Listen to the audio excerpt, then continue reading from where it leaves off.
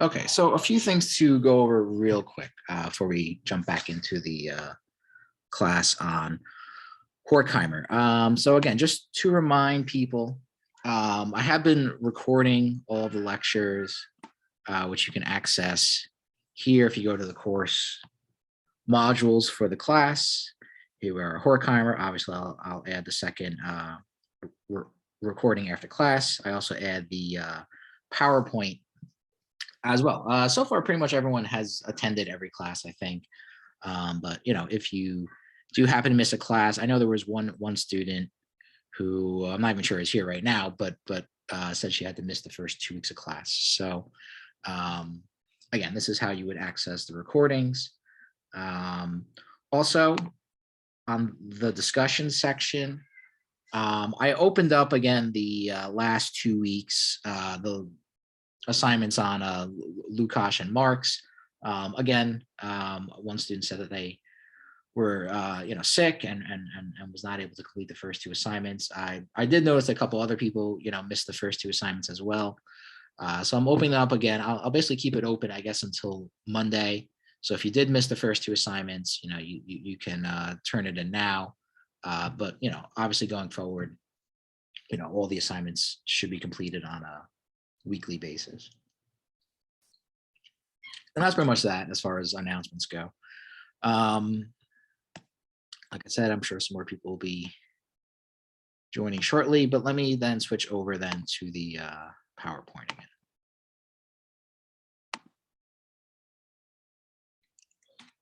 Okay.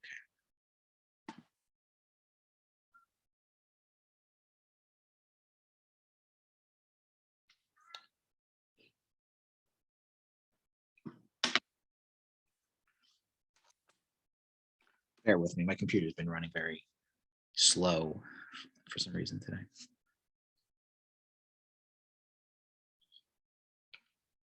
Okay, so I think this is pretty much where we left off last class, which is that, we talked a lot about Horkheimer's idea of traditional theory, talked a little bit about Kant, because Kant, is an important influence upon Horkheimer, important influence upon theory in general. We talk a little bit about these Kantian categories and Kant's theory of knowledge. Basically, how do we obtain knowledge and can be reasonably sure that our knowledge is accurate. This is all sort of spelled out, again, in the Kantian categories, which is a very complex argument, obviously, which unfolds over the course of his book known as The Critique of Pure Reason, which I only tried to provide the barest outline of, but it does play a role, and we'll see that Horkheimer himself has a couple of comments about Kant. But like I said, this is pretty much where we left off, and I want to spend a little bit of time on this quote because I think there are some interesting insights here.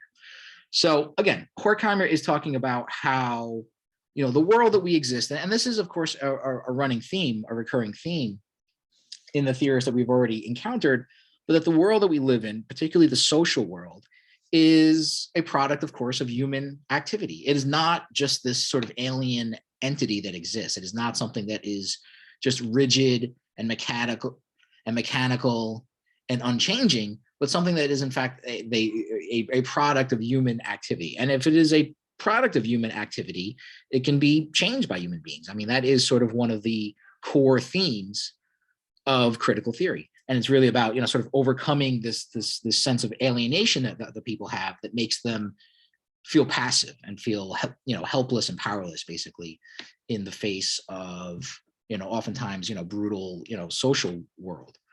Now, I call it the social world, but, related to that theme is the idea that, it's becoming increasingly difficult to really sort of clearly separate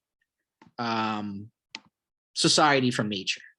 This idea that we can make a clear-cut distinction between the social world and the natural world is increasingly difficult to do as modern day society expands more and more and encompasses more aspects of life. And I think this is revealed here in this following passage by Horkheimer. So he says the world which is given to the individual and which he must accept and take into account is, in its present and continuing form, a product of the activity of society as a whole. The objects we perceive in our surrounding cities, villages, fields, and woods bear the mark of having been worked on by man. It is not only in clothing and appearance, in outward form and emotional makeup that men are the product of history. Even the way they see and hear is inseparable from the social life process as it has evolved over the millennia. The facts which our senses present to us are socially preformed in two ways: through the historical character of the object perceived and through the historical character of the perceiving organ.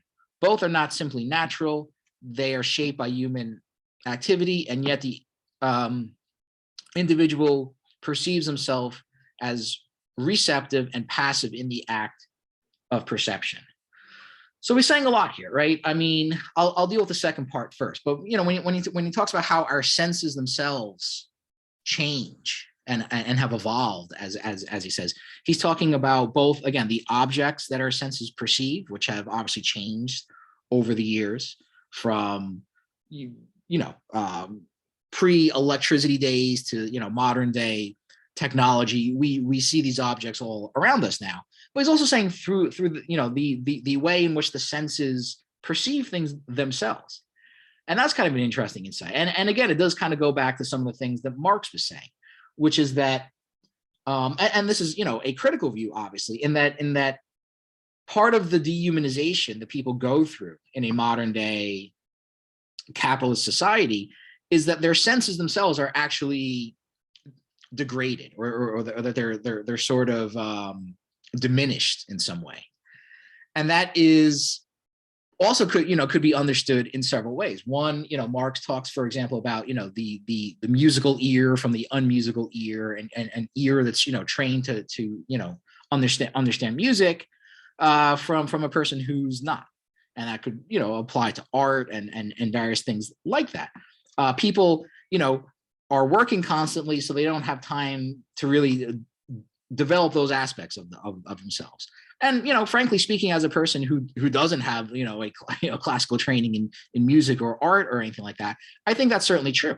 And if you're around a person who does have those skills or is developed in that area, it's almost as if they can actually see or hear things that you can't see, at least until they point it out to you. So it is literally a difference in perception, that some people actually see and perceive things, or hear and perceive things, different than a person who doesn't have that kind of training or skill or development. But in another sense, and again, this would be an idea that you could also find in Freud as well. It's the idea that when our senses are sort of overwhelmed by stimuli, by things coming in from the outside world, that our mind, in a sense, kind of compensates by kind of like dulling things down, by sort of like turning down the volume of all this like sensory data that's coming into us, simply as a means of coping with the sort of overflow of sensory information coming at us. I think that's also an interesting insight. Again, when we consider a modern day society like ours, of course there is a sort of sensory overload that we're just constantly taking in visual and auditory and whatever else stimuli from the outside world. So it is interesting to think that our senses themselves are kind of diminished or dulled in some ways, basically as a means of compensation. Yes, Kayam, you have your hand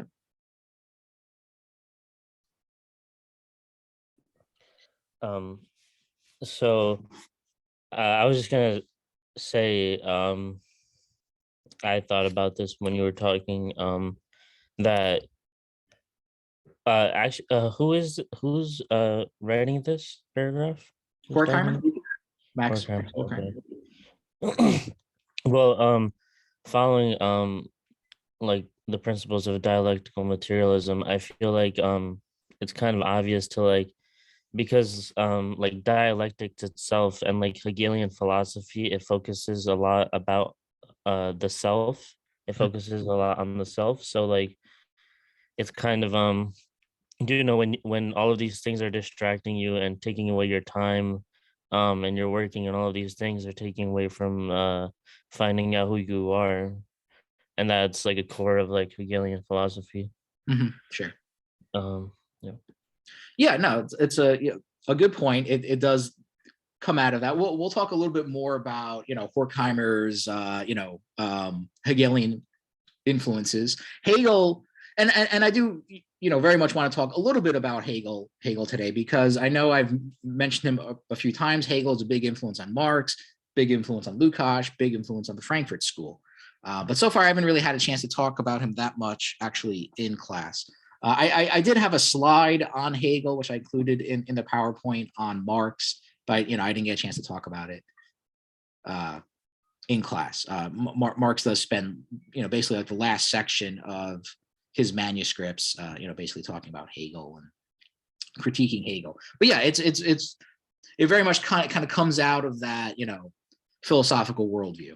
And I think it is an interesting insight. I mean, people. I think it's something that people would care about, because people want experiences, right? I mean, people want very vivid and powerful experiences in life, it seems like.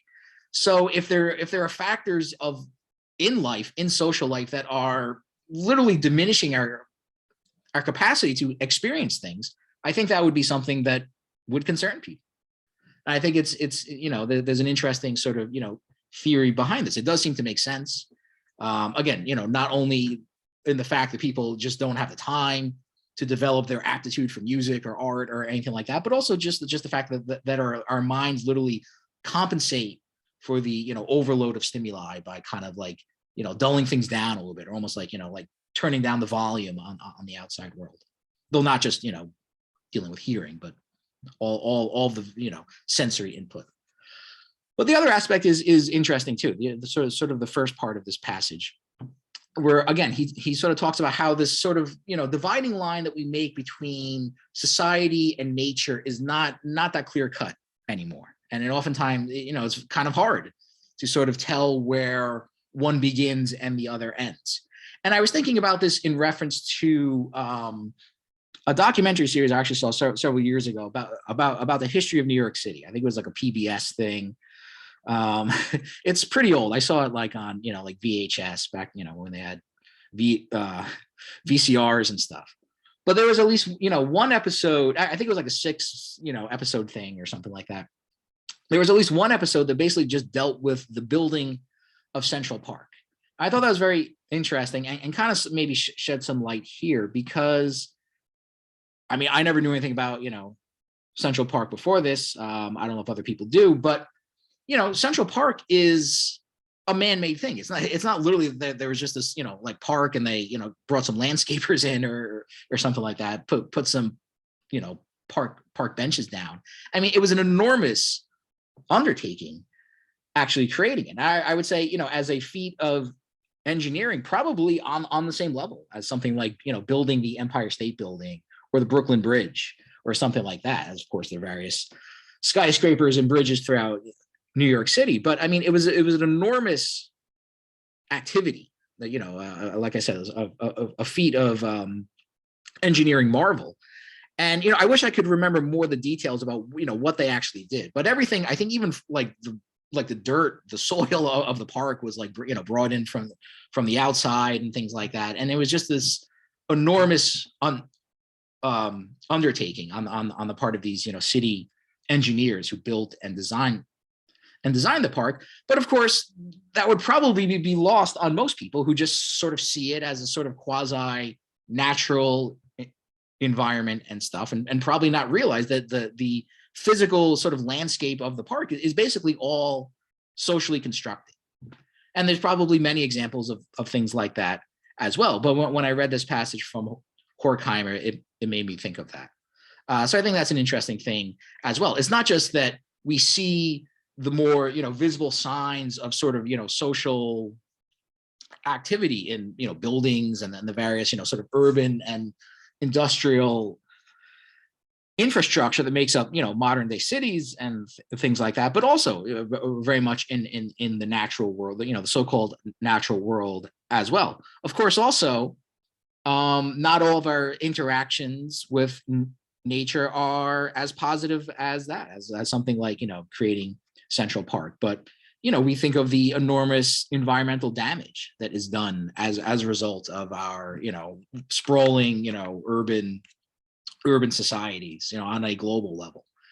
The melting of the glaciers and, overfishing waters and, all the various things, of course, pumping all that carbon dioxide into the atmosphere. All these things, have a negative impact on the environment, on the, natural world, endangered species, all that stuff. So all that, of course, plays a role and sort of shows you that sort of interaction basically between, the social and natural worlds. And like I said, you can't just, the world of nature is not just, sealed off or entirely separate from our natural world. They very much are sort of interconnected now. All right. Okay. Trying to switch slides here.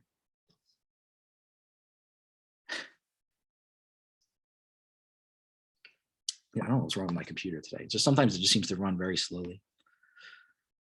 All right, bear with me.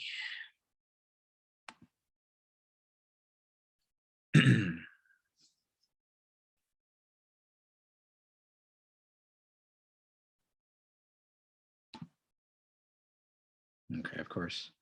Now I went ahead a bunch of slides. Let me go back a little bit. All right. So again, referencing Kant, who we talked more about last class about the Kantian categories of the understanding and things like that, and basically, how is knowledge possible? So Hegel, Horkheimer has this to say about Kant. So he says, at least Kant understood the behind the discrepancy between fact and theory, which the scholar experiences in his professional work, there lies a deeper unity, namely the general subjectivity upon which individual knowledge depends. The activity of society thus appears to be a transcendental power. Transcendental is a concept that Kant spoke of quite frequently. He speaks of the transcendental subject, the transcendental deduction, and things like that. Meaning sort of going outside the world of experience. Anyway, that is the sum total of spiritual factors. However, Kant's claim that its reality is sunk in obscurity, that is, that it is irrational despite all its rationality, is not without its kernel of truth. The bourgeois type of economy, despite all the ingenuity of the competing individuals within it, is not governed by any plan. It is not consciously directed to a general goal. The life of society as a whole proceeds from this economy only at the cost of excessive friction, in a stunted form and almost as it were accidentally. So if you go back to Kant, one of Kant's big insights, of course, is that we can't ever really know reality in itself, he says. All we can really know, all we can be reasonably certain about are our appearances, are the sort of the superficial appearances that are, the sort of objects of the world as they appear in our consciousness. We know things as they appear in our consciousness. We don't really know the things in themselves.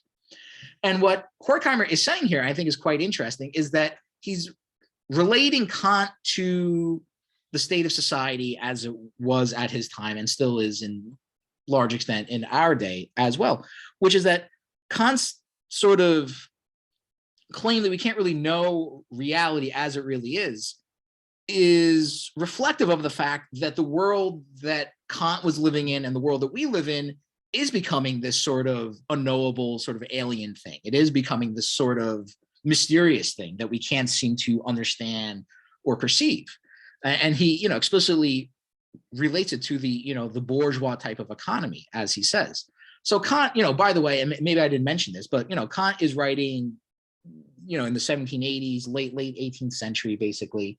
So, I mean, that seems pretty far off from where we are now. But look, the Industrial Revolution was already underway. The American Revolution was already ongoing at this time. We were a few short years from the French Revolution. So the world was becoming a more complex place. It was already sort of assuming the form in which it has now, of this sort of, modern day, capitalist economic system.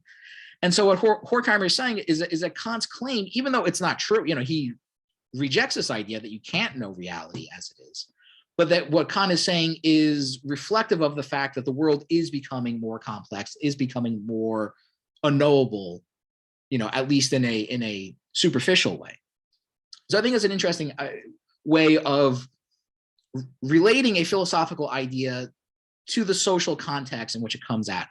And that is, of course, another important, insight in critical theory, which is that, ideas never just develop in a vacuum or just, develop in this isolated space, but they always are sort of embedded in a kind of social context. And that social context will always play a very big role in sort of shaping these ideas. And even a thinker on Kant's level, who is, by all accounts, considered a heavyweight of philosophical thinking, is not exempt from that either, and certainly not for so-called lesser intellects. So he goes on. He kind of elaborates on it here. So he says the internal difficulties in the supreme concepts of Kantian philosophy. So if you found the discussion on categories and things like that confusing, don't feel too bad, because most people do. And in fact, Horkheimer is saying that's kind of the point, is that it is very hard to understand. He says especially the ego of transcendental subjectivity, pure or original apperception, and consciousness in itself show the depth and honesty of his thinking. The two-sidedness of these Kantian concepts, that is, their supreme unity and purposefulness on the one hand, and their obscurity, unknownness, and impenetrability on the other, reflects exactly the contradiction-filled form of human activity in the modern period. The collaboration of men in society is the mode of existence which reason urges upon them. And so they do apply their powers and thus confirm their own rationality. But at the same time, their work and its results are alienated from them. And the whole process, with all its waste of work power and human life, and with its wars and all its senseless wretchedness, seems to be an unchangeable force of nature, a fate beyond man's control. So again, I think Horkheimer is basically just sort of elaborating on the previous passage, but again, sort of reflects this idea that the unknowableness of reality, the idea that we can never really have true knowledge of reality itself, reflects a world that is becoming more complex, more alien, more mechanical, more rigid, and seems very much it's sort of outside the control of ordinary human beings. And he also seems to, when he refers to the two-sidedness of Kant, what I think he's saying here is that Kant is incredibly thorough and analytical to an almost intimidating level when it comes time to, again, sort of logically, deductively reasoning from how, for how experience is possible, for how knowledge is possible. And again, incredibly thorough, but then seems almost disinterested in understanding social life. Rarely talks about it. I mean, really doesn't talk about it much at all. And Kant very much stays a very kind of abstract, formalistic thinker. In other words, that he deals with things in a very sort of formal way, never really deals with things in a more concrete way, never really deals with things in a more specific setting of things.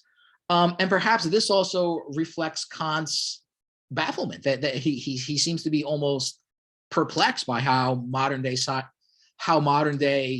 society actually operates, and seems to just almost back away from it and sort of stays more within the confines of the mind and perception and consciousness and things that he seems to be much more comfortable with talking about, basically.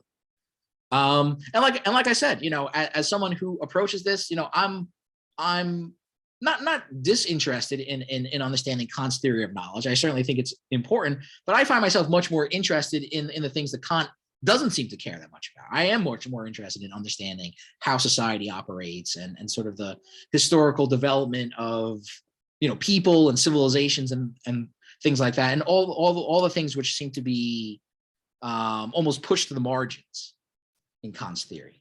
So again, if you find, the Kantian categories, confusing, that's okay. That's kind of how they're meant to be.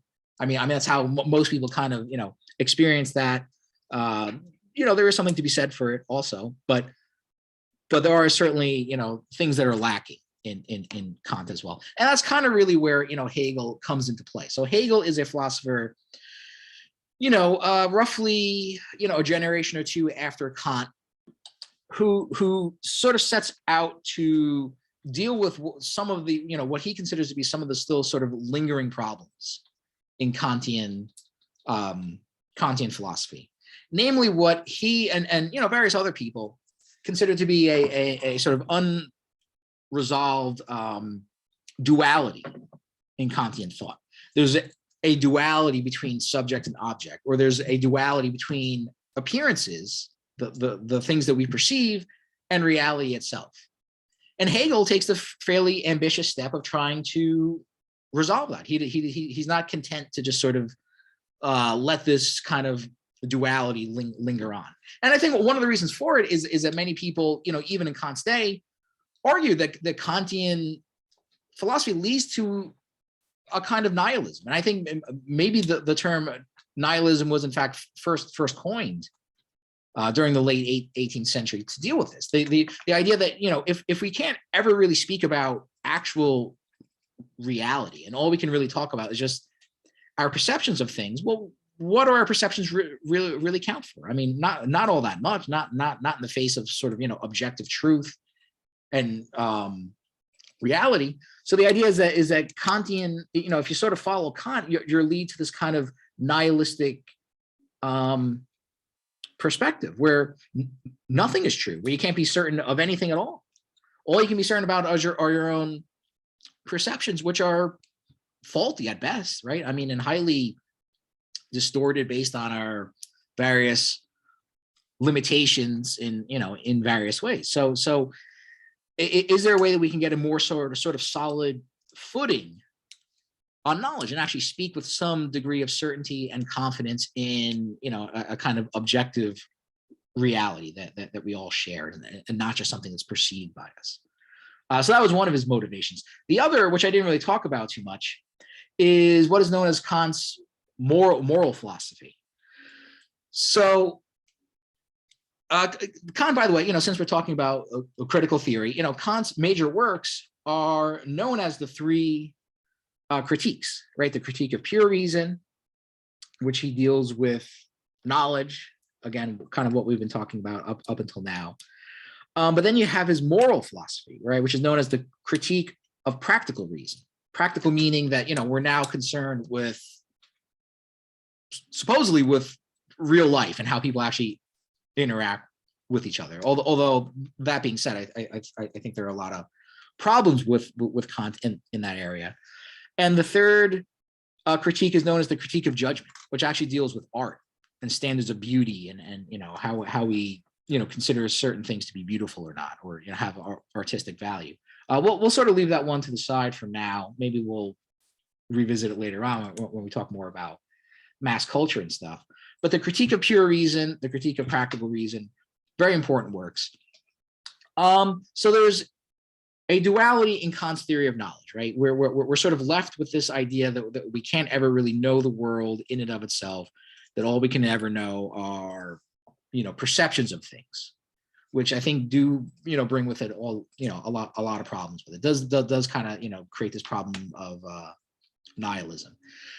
Kant's so-called moral philosophy, I think, also has a unresolved duality at the heart of it, which is basically between this idea of what he calls duty, so sort of acting out of a sense of rationality, and our own happiness, our own inclinations, basically, what we would sort of want to do in a spontaneous way. So, and again, keep in mind, obviously, as I've always said, that I'm, condensing these things, I'm simplifying things to a certain extent.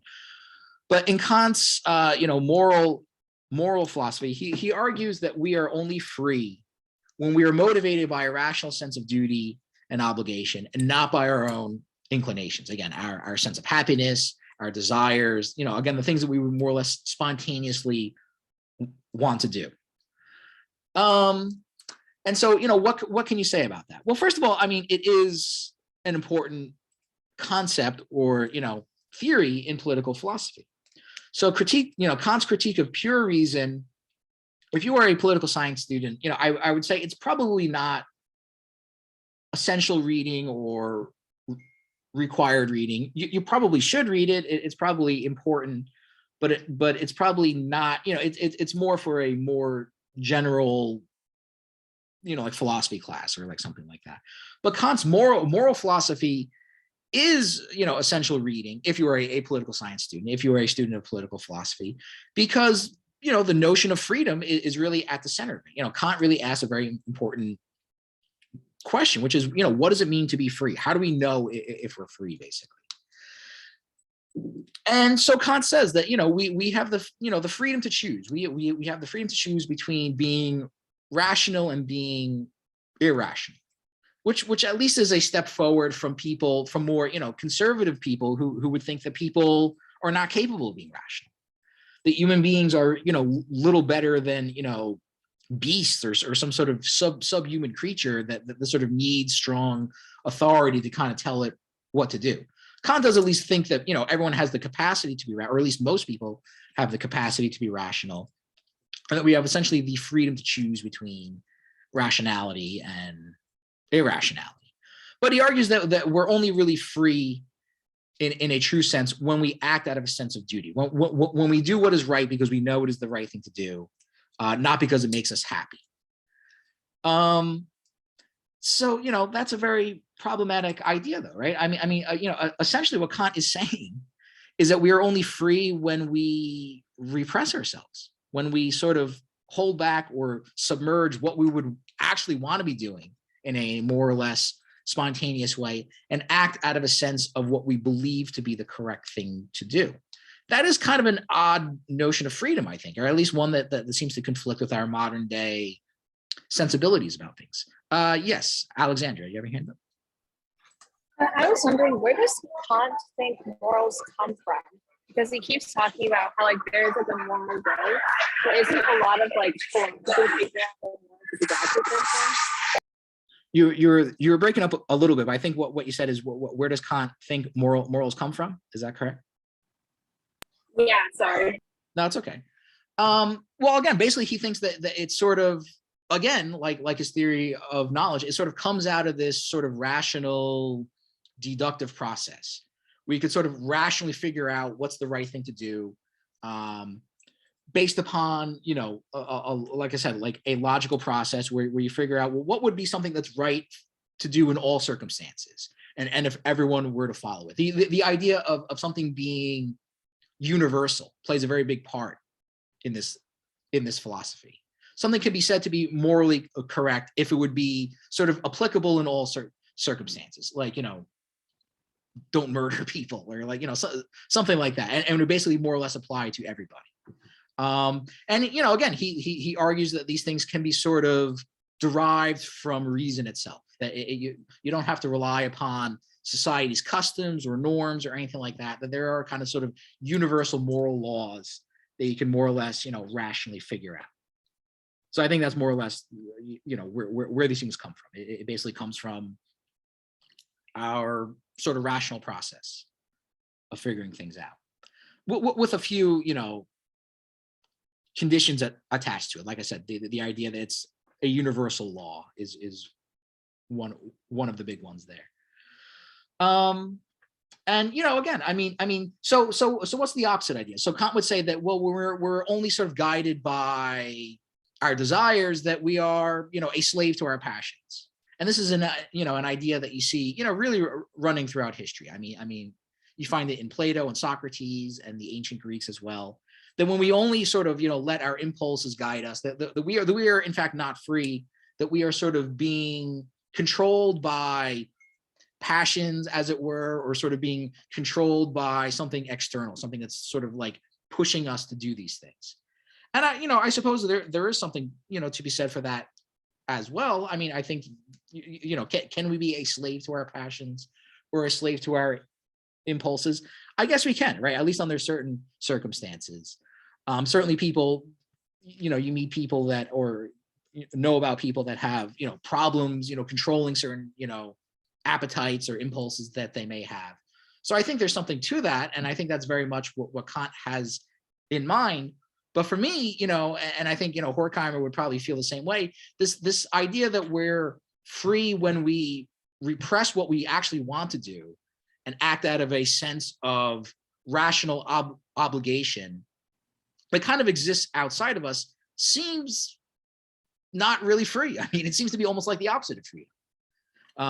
And when we get to Hegel, Hegel, like I said, tries to deal with this problem, but Hegel's solution might be even worse. But I'm sort of getting ahead of myself there. So all right. So one of the ways in which Hegel tries to resolve this duality is that he adds a historical dimension.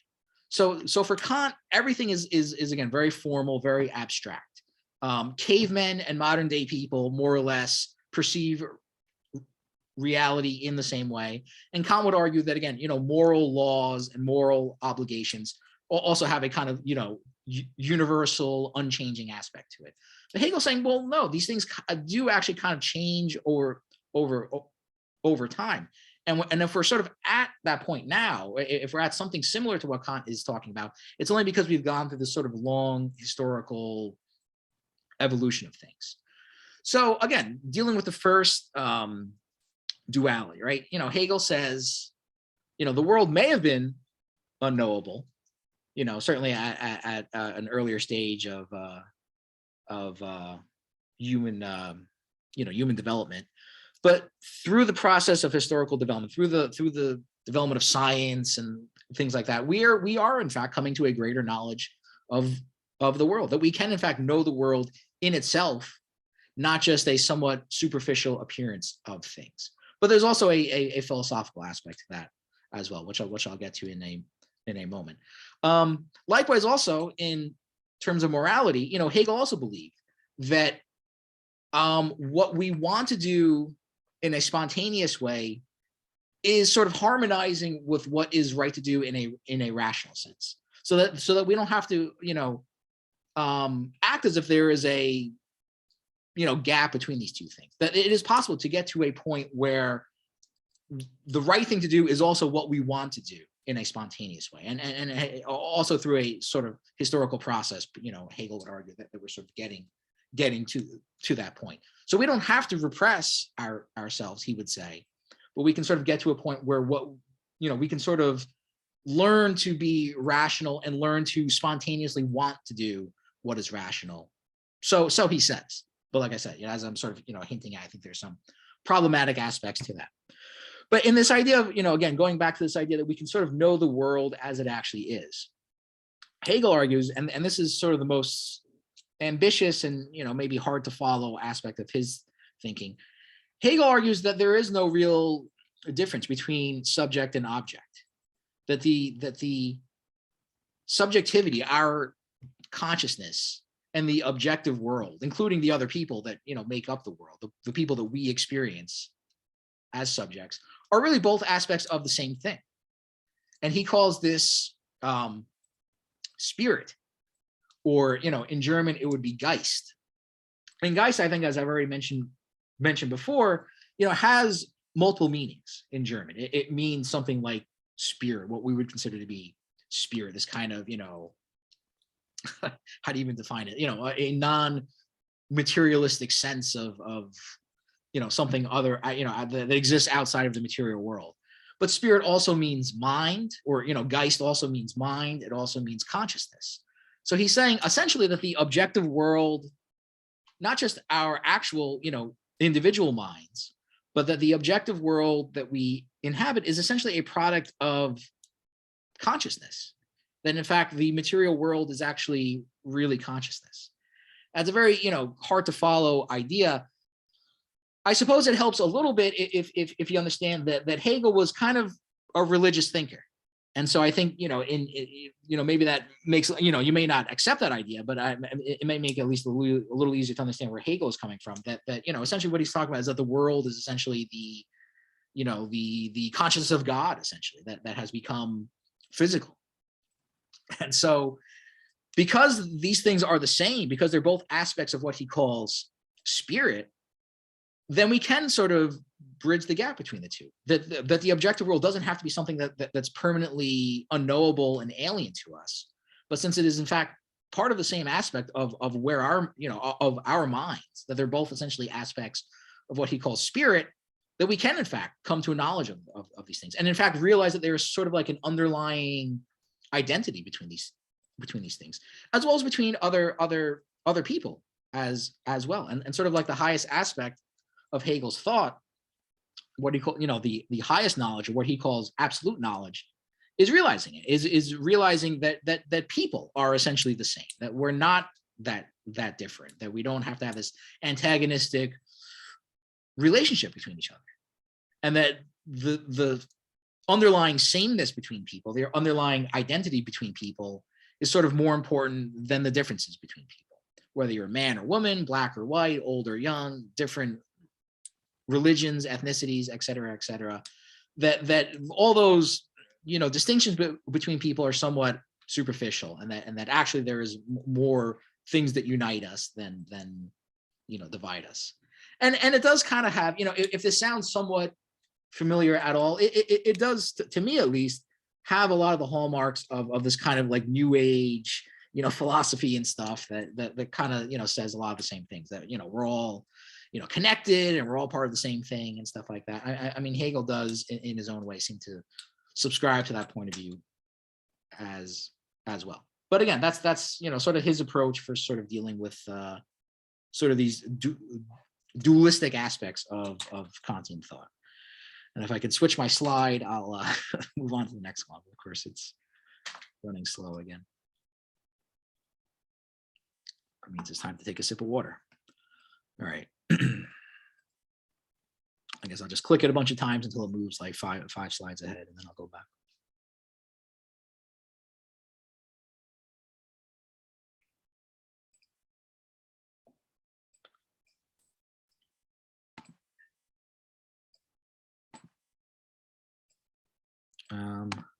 Okay, good. So that's Hegel's way of dealing with things. I haven't really gotten into Horkheimer's response yet, but suffice to say, Horkheimer is obviously both very much influenced by Kant and Hegel, but also very critical of them. And so for him, both Kant and Hegel basically reflect certain social tendencies of the bourgeoisie, of the bourgeois world, which is already coming into being, basically by the late or mid 18th century. So again, Horkheimer already, in the previous passages I read out, covered, Kant's idea that the world is alien and unknowable, which again, I think, reflects, the idea that the creation of a modern, capitalist economic system does make the world seem like it's more alien and unknowable, but may not actually be that way in the final analysis. His moral philosophy, Kant's moral philosophy, also basically reflects bourgeois ethics, which kind of makes sense, right? I mean, this idea that we repress our desires, that we act out of a sense of obligation and things like that, in many ways seems to reflect the idea of what many people call the Protestant work ethic, right? Which, if you've ever heard that, if you've ever heard that term before, basically means the same thing, right? You just work, save your money, don't buy anything, don't indulge in anything, and just work your ass off basically every day of your life. Kant's moral philosophy does seem to reflect that idea. Also the sense that, what was the other thing I want to say about that? There were 2 points I want to make about that. It does sort of show up as the Protestant work ethic. It does also, I think just the idea that again, I kind of say it in the point underneath this one, but, to abide by a sense of duty, which is, again, very sort of vague, undefined term, this idea that a sort of universal moral law, which is sort of, exists outside of us, Well, what does that mean? How would you actually like apply that in your everyday life? I mean, Kant doesn't really, again, provide much insight into that, how this would actually apply in a practical circumstance, even though the book is called Critique of Practical Reason. It could only seem to mean that you would basically conform yourself to what the already existing moral standards of the day are, which basically means to sort of, accommodate yourself to the status quo. So what Kant is telling you to do is basically just to, conform to society's standards. And that's all well and good if that's what you believe. But the fact that he goes the extra step and say that, well, that's what it means to be free. I mean, that's really the most problematic aspect of it, I think. That he's saying that this is what it means to be free. When you conform to authority, basically, is what he's saying. So how does Hegel deal with that? So, Hegel doesn't seem to fare that much better. Again, Hegel argues that the development of knowledge goes through a dialectical process of working out contradictions between incompatible ideas. So even Kant and Hegel's philosophy could be seen in that way. Kant has an idea of how, we come about through knowledge, but there are contradictions still within that philosophy. Somebody like Hegel comes around and sort of, takes what Kant did, but sort of, moves it a little bit forward, right? Sort of takes that step, takes that knowledge and sort of, moves it a little bit forward. That's one example at least of how this dialectical process works out. Part of this dialectic is that ideas take objective form, which reveals the contradictions in them, thus leading to the further development of ideas. So what does that mean? So, Hegel is often accused of being an idealist philosopher. Marx says that, and the people sort of come after him say that. And as I encountered their work before I encountered Hegel, I sort of took that, for granted. But then when you actually read Hegel, again, Hegel is very much concerned with history and does seem to have a sense of how ideas sort of play out in a real historical context. So that seems to kind of contradict that idea a little bit. But I think ultimately what you realize is that history is important, but less important than ideas themselves. The history is essentially the testing ground for ideas.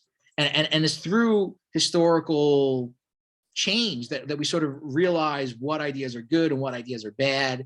And even in the good ideas, we realize what flaws are still in them, which then sort of, pushes us on to articulating even better ideas. So, it's not all that different than if you think of how, an architect will create like a blueprint for a building, right? And that blueprint, or even really the idea in the architect's mind before even it's written down as a blueprint, is an idea. But it's only when it's first objectified as a blueprint, and then that blueprint is then put into practice as an actual building, that you realize that there might be some flaws in the design. And I think, usually architects do have to make those kinds of on the spot changes, right? They have to sort of adapt to things because there are things that you could not foresee until you actually really sort of like test the idea out or sort of apply it in practice. In much the same way, I think writing follows a very similar, process. I mean, I can't think of, the number of times where I thought I had an idea in my head that sounded good, and maybe other people, experience this as well. But then when you actually sit down to like write it out, even, sometimes doing these PowerPoint things, when you actually then start to sit down and actually have to write it out, you realize that there are flaws or basically contradictions in your idea. But those flaws can only be revealed once that idea has sort of taken on an objective form. So that's kind of how Hegel sort of brings together this dialectical process of how ideas change over time. That it's only essentially through testing them out in real world circumstances that you sort of realize what's lacking in those ideas, which then sort of spurs you on, hopefully, to better ideas. Now, when it comes to ideas about politics or political philosophy, for Hegel, the development of political philosophy basically culminates in what he calls the modern state, or what people usually call the modern state. But this sort of represents the endpoint of political philosophy. And so for Hegel, the state also embodies the ethical ideas of the community. And what does that mean? Basically, the values of a community. So before we start, to criticize this, let's look at what is somewhat, plausible about this idea, because I think, Hegel is to a certain extent correct, right? Or at least there's some aspects of him that are correct. Not all states, not all governments, rather are the same. And governments do, of course, I think, sort of represent the sort of ethical values of certain groups of people. That's why, the German state has its own peculiarities and things like that, and the French state has theirs, and the American state has theirs, and the Japanese state, and so on and so on and so forth, right? I mean, these governments do, to some extent at least, reflect these values. But here's where things get a little more problematic for Hegel. So by learning to abide by the laws of the state and participate in the ethical life of the community, the individual reconciles what is right or what is rational with their spontaneous inclinations, with what they would want to do in a so-called spontaneous way. And again, for Hegel, that's basically what freedom is. So freedom is when you learn to sort of internalize the values of your community and sort of learn to sort of act on them in a spontaneous way. So it's not like forced, he says, not something that you're sort of forced to do or compelled to do, but when it becomes almost like a second, what people call a second nature. You've internalized this to such an extent that it now becomes what you spontaneously want to do. And what you spontaneously want to do is basically to, reflect the values of your community, and to, also be a law-abiding citizen, and to be a good patriotic citizen and all that. So, again, I would say highly problematic. Essentially what Hegel is saying here is that, the individual should learn to subordinate themselves to the state, and that, again, is what freedom is. So for Kant, freedom is repressing yourself against this sort of, abstract notion of duty or obligation. For Hegel, freedom is freely subordinating yourselves to the state and to the community that you live in. I mean, is that freedom? Does anyone else find that those definitions are highly problematic? I mean, to me, it seems almost like an Orwellian thing, where it's like you're almost, defining freedom by its opposite, by the opposite of freedom, in fact. So those are, very highly problematic aspects, I would think. Chaim, did you have your hand up, or was that a mistake? I was just gonna say it's weird because I would think that Hegel would argue that the individual should learn to submit themselves to the Geist and the spirit. Right. Well, the Geist takes the form of the state. Okay. Objectively, that's how the Geist sort of expresses itself in a objective way through the state. That's what he says, at least. So yeah, I mean, I think there are certainly problematic aspects of this. That being said, like, what exactly does he mean when he says we sort of, internalize, the ethical values of the community? Ironically enough, I mean, I think sports actually serves a pretty good example, maybe, of what he's talking about. I mean, the Super Bowl is coming up, obviously. To be honest, I haven't watched the Super Bowl in years. I'm probably not going to watch this one either. But, people obviously get very excited about it. And it does, it does obviously reflect a kind of ethical value, right? I mean, obviously American culture places a very big emphasis on sports. And so to the extent that people sort of internalize that within themselves, and they're not, and they genuinely get excited over sports, then that could be one example of what Hegel means by freedom, the kind of excitement that people feel, that they've, internalized this value within themselves, and now forms a kind of part of their spontaneous nature. And I would say, it's not, I think there's certainly a political connection, certainly between sports and politics, as well. I mean, certainly here in the United States. And I'm not like anti-sports or anything like that. I don't, to be honest, really follow sports all that much. I mean, I guess I've had moments where I found different sporting events exciting. I like watching the Giants beat the Patriots in the Super Bowl. That was kind of fun. But to me, there is, especially again, sports in the American context. There are some things that kind of turn me off about it, and in many ways, and feel free to weigh in here with your own opinions. But sports to me, professional sports represents kind of this almost perfect marriage of consumerism and patriotism, right? I mean, do you see what I mean by that? Like, you watch a football game or something like that. It doesn't even have to be like the Super Bowl, but any like football game. And what do you see? You see like nonstop commercials for beer and pickup trucks and like things like that.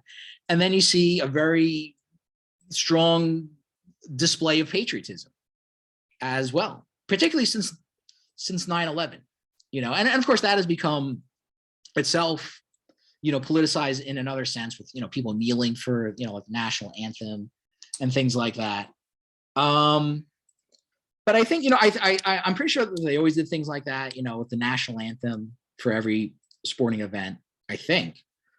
But certainly there's a much more visible military presence in a lot of sporting events now, and a lot of that actually is post 9/11. A lot of that, you didn't really see that much of it. There was always some patriotic stuff, but it was a little more toned down before 9/11. But really since then has more or less become normalized. So you see, endless commercials for Budweiser and Chevy pickup trucks and things like that. And then you see this very visible sort of military presence as well. And you see, the fighter jets fly over the stadium and give off red, white, and blue smoke and things like that. So all that stuff I find to be a bit of a distraction and kind of take away from the experience a little bit. That's just my opinion. I don't know how other people feel, if they feel that stuff is maybe a little too much. Maybe tone it down a little bit. But I do think, as again, going back to Hegel, the fact that so many people do get genuinely excited over this stuff, and it is obviously something that's very much, an important part of the culture of American life. For Hegel, then I guess that would be an example of freedom. The kind of excitement that people get when they get all, like worked up over a sporting event. That's sort of freedom, basically, for Hegel. And of course, the patriotism and all that stuff goes along with that as well, I think. Even at, college sports, I think it's, the same thing. The patriotism may be toned down a little bit, but what do people call it when people they get really excited about their college football team? They call it school spirit, right? So, I mean, this idea of showing spirit does kind of play into that a little bit, I think. And people, college kids get as excited over, their college football team or college basketball team or whatever, as people do get over professional sports, maybe even more so. And of course, Rutgers is a part of that as well. They try to have a good football program. Whatever. That's neither here nor there. One interesting side note though is that the highest, since Rutgers is a public college, the highest paid official in the state of New Jersey is actually the Rutgers head football coach. I thought that's interesting. He makes more money than any other official in the state of New Jersey. And take that as you will. However you interpret that. I think that's an interesting little side note, though. But again, I mean, people do obviously get very excited over things like that, and that could at least maybe be some kind of example of what Hegel meant by this kind of freedom. Now, obviously, Hegel's German. Both Kant and Hegel, in fact, were German, although at a time where the sort of unified state of Germany did not exist yet. But obviously, it's impossible not to look back upon this with hindsight and be at least a little disturbed by a German guy talking about people subordinating themselves to the state. I mean, obviously we all know the history of Germany after this. So that is, I would say a highly problematic aspect of that. Just like, people who get very patriotic here in the United States and how they're not able to tolerate, dissent or, different points of view. That kind of, love it or leave it mentality that a lot of people have, which I think really kind of set in. I mean, that phrase itself, I think really became, a part of the Vietnam War era, where, the people who were pro-war, that was basically their, universal response to anybody that criticized the war. America, love it or leave it, which is, obviously simplistic, and obviously, you can love your country and still be against a war that your country is fighting, especially if it's an unjust war. And even if you don't love your country, you still have a right to, express your point of view. You don't have to like leave the, engage in voluntary deportation, basically, because you don't, agree with the policies of the government. So I think, there are all sorts of, problematic aspects, right, that comes from this idea of, learning to internalize, the values of the state, the values of the community that you live in, the state being then sort of an objective form of the ethical life of the community. And really sort of the, the objective form in which spirit takes, according to Hegel. So what else can I say? But I mean, I hope that's clear. Again, a lot of the stuff is, hard to follow, but I'm trying my best to explain. It seems like people are picking it up based on the discussion board assignments and things like that, and as well as comments here in class. Nothing in the chat. Okay. I guess the only other thing I can say before moving on is that, Hegel does oftentimes get accused of being a kind of, proto-fascist thinker, a proto-totalitarian thinker. And like I said, I mean, obviously that's hard not to see that way in hindsight. I think, in fairness to Hegel, when he was talking about the modern state, to him, a modern state was a constitutional state, a state that had, limited powers and a constitution, and people have, guaranteed civil rights and civil liberties and things like that. So, I mean, probably the worst thing, I don't think Hegel actually was a fascist. I mean, probably the worst thing you could say about him was that he was a liberal, basically, with all the good and bad that entails. And, don't forget, most liberals in this country, tend to be very, pro-war as well. So you can be a liberal and also be, pro-war, and also be a liberal and be, patriotic and stuff. So the way in which, Marx and Lukács and and the Frankfurt School are influenced by Hegel is that they essentially take up this dialectical idea. So for Hegel, the dialectic ends basically during his day. So he would say that the sort of process of knowledge, developing throughout history, reaches its sort of endpoint supposedly during his day, which would have been like the early 19th century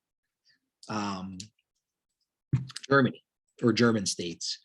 Obviously no one really takes that seriously anymore, although it should be said that, many people do kind of take this idea, what is sometimes known as the end of history, and apply it to a modern day American context. For example, there's a famous book written, in the waning days of the Cold War, called The End of History by Francis Fukuyama, who is, very much influenced by Hegel.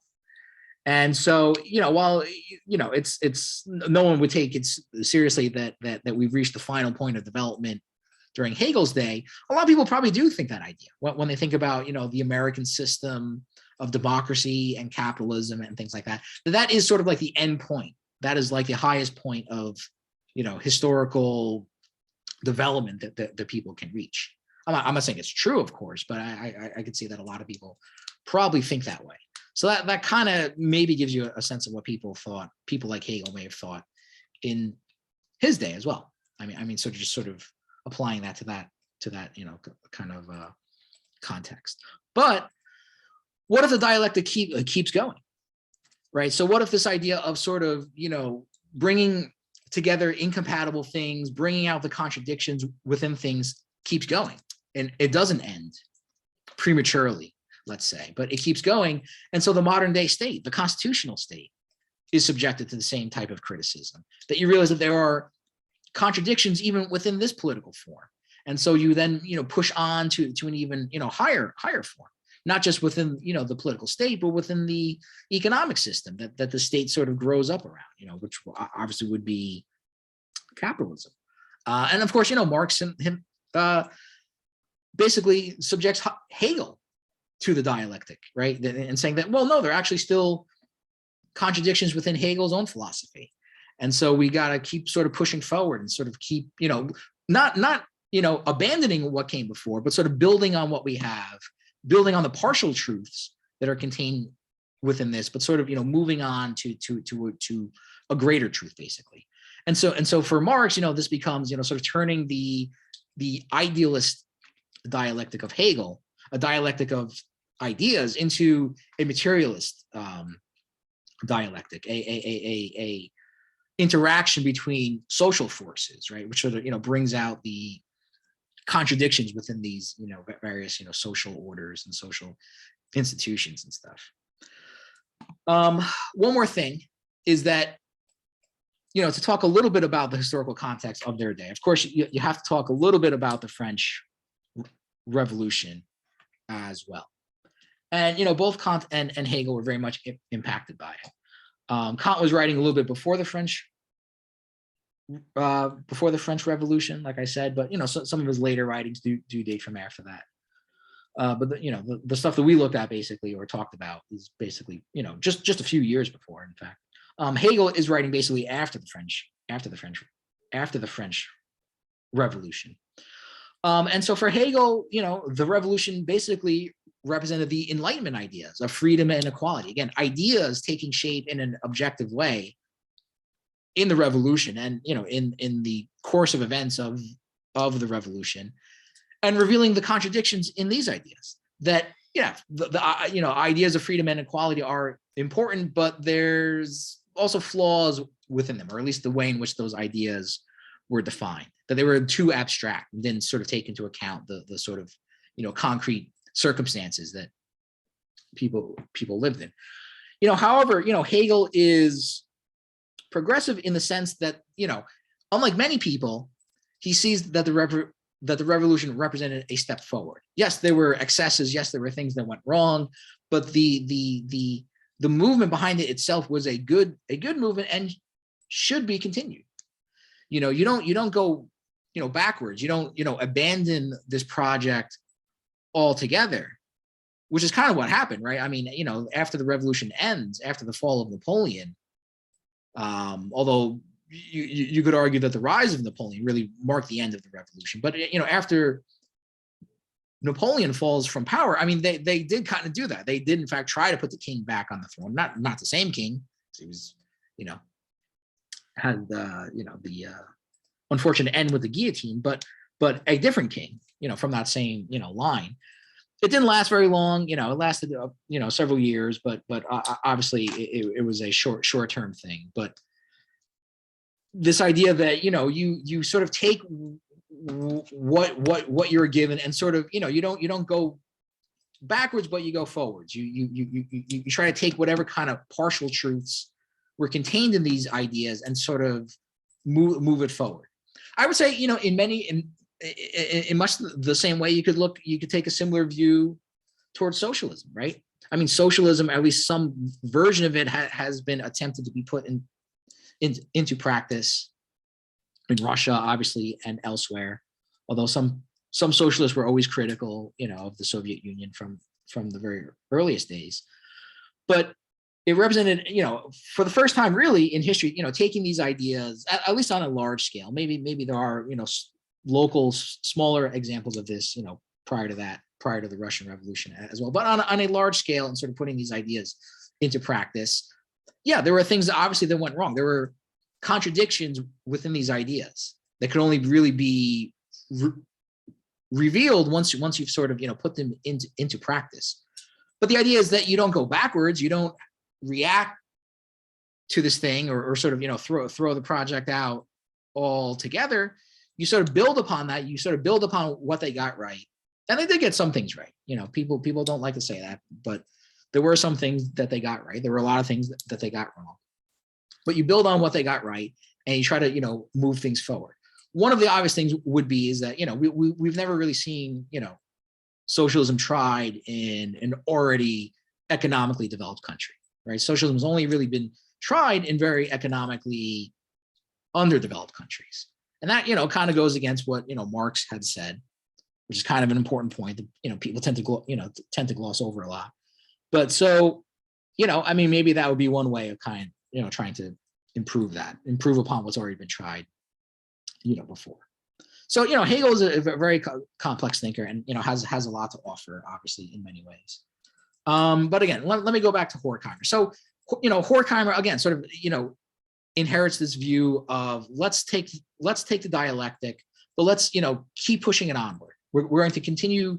We're not going to prematurely end things, but we're going to keep looking at society and we're going to sort of bring out the contradictions that exist within society, in the hopes of sort of, moving things forward, in the hopes of, making things get better.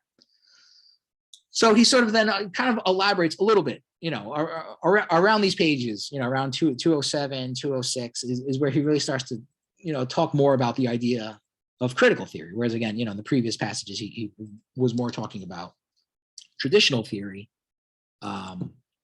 for the most part, at least. But he says, but the critical attitude of which we are speaking is wholly distrustful of the rules of conduct with which society as presently constituted provides each of its members. The separation between individual and society, in virtue of which the individual accepts as natural the limits prescribed for his activity, is relativized in critical theory. The latter considers the overall framework, which is conditioned by the blind interaction of individual activities, that is the existent division of labor and the class distinctions, to be a function which originates in human action, and therefore is a possible object of planful decision and rational determination of goals. So again, he's saying that the critical theorist approach is to question things, basically, to question the social order. It's not just, be passive. And I think that is probably, again, another reason why this writing, although it is very dense and occasionally I would say repetitive as well, after reading this again, I definitely think there are places where Horkheimer seems to repeat himself. And that's probably true of the others as well. But, how many times have you heard people say, well, this is just the way things are, specifically, referring to some sort of, unjust or unfair, social aspect of life. Well, it's just the way things are, there's nothing you can do about it, blah, blah, blah. I hear people say that all the time. And so, what Horkheimer is offering here is at least an alternative to that way of thinking, an alternative to that kind of passiveness. And it is, I mean, to just be like, well, that's just the way things are, there's nothing you can do about it. I mean, that is by definition, basically a passive form of thinking. And it means that somebody has already basically or sort of accepted the reification of social life. They've accepted the fact that they live in an alienated society. They've accepted the fact that society, even though it is clearly the product of human interaction, is something that is sort of completely outside their control and something that is, in fact, almost like a hostile force that they have to encounter on pretty much almost a daily basis. So one of the great advantages, I think, of what critical theory offers is that it offers an alternative to that thinking. You don't just have to be so passive; you just accept things as they are. And as he says, it is distrustful of the rules of conduct with which society operates. The sort of the norms and values which we are given, which most people seem to accept uncritically. That you can question these things and you can criticize these things and you can realize, of course, that this is a product of human activity. And if it is a product of human activity, then that means that human activity can also change it as well, not in an individual sense, but in a collective sense of people acting in a collective way. And of course that we are in a very profound way shaped by the society in which we live in. Another very important aspect of it, that we exist, again, as the next passage elaborates, that we exist in a kind of tension within, within society. And again, this idea of tension is a very sort of important aspect of the dialectic, right? This idea that there are, you're bringing together things, you're sort of seeing how things interact, but not in a harmonious way, like everything just kind of like fits together nicely, but that the interaction between things that seem to be incompatible, and it's in that sort of clashing together of incompatible things that sort of brings out this tension, and sort of brings out the contradictions that sort of exist within these things. So again, he says the identification then of men of critical minds with their society is marked by tension, and the tension characterizes all the concepts of the critical way of thinking. Thus, such thinkers interpret the economic categories of work, value, and productivity exactly as they are interpreted in the existing order, and they regard any other interpretation as pure idealism. But at the same time, they consider it rank dishonesty simply to accept the interpretation. The critical acceptance of the categories which rule social life contains simultaneously their condemnation. So what he's saying is that we live in a social order where he says these economic categories, predominate: work, value, profit, in other words, and productivity. And that we should take these in a certain sense at face value, that our society basically is made up only for the purposes of advancing these things, to get people working so they create profits and things like that. And that any other interpretation is pure idealism, which is basically his, fancy way of saying it's bullshit. That anyone that tells you that society is anything more than just that, the organization of people in society is for anything other than just creating profits, is bullshitting you, basically. Including, of course, the people that defend the system, right? Who would like to have you think that somehow there are, the capitalism has a human face, as people like to say sometimes, so that there are moral aspects which matter, which balance out, the capitalist system. No, it's bullshit. What matters is profit. Profit comes above all else. And again, to relate this to current day circumstances, look at the pandemic. I can't say I'm surprised by the way the government has responded to things, both the Trump and Biden administrations, whose reaction seems almost the same as far as I can tell. In fact, more people have actually died under Biden than have died under Trump. Not to say that Trump doesn't deserve his fair share of blame. I mean, he was the one that failed at the probably the most important moment where he could have really, kept this thing, under control, prevented it from spreading as far as it did. But I would say both administrations have dealt with this thing horrible.